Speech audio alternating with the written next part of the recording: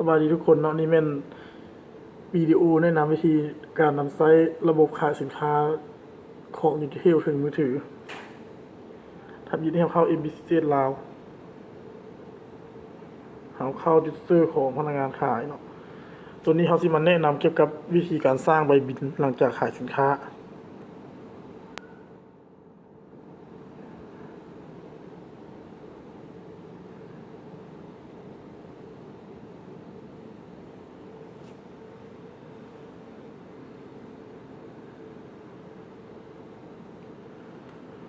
หลังจากล็อกอินดิสเซอร์เข้ามาแล้วเขาเข้าไป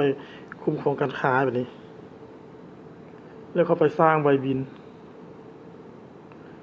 เลือกวันที่เนาะแล้วก็เลือกผู้สร้างธุรกรรมผู้ขายสินค้า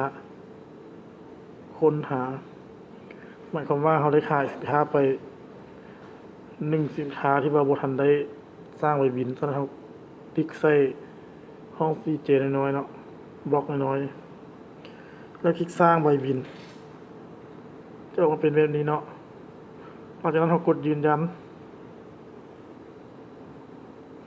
ถ้าออกมาเป็นแบบนี้หมายความว่าเราสร้างใบบินสำเร็จกดตกลงนี่เป็นวิดีโอที่ว่าแนะนำเกี่ยวกับการสร้างใบบินเนาะขอบใจทุกคนที่ติดตามวิดีโอ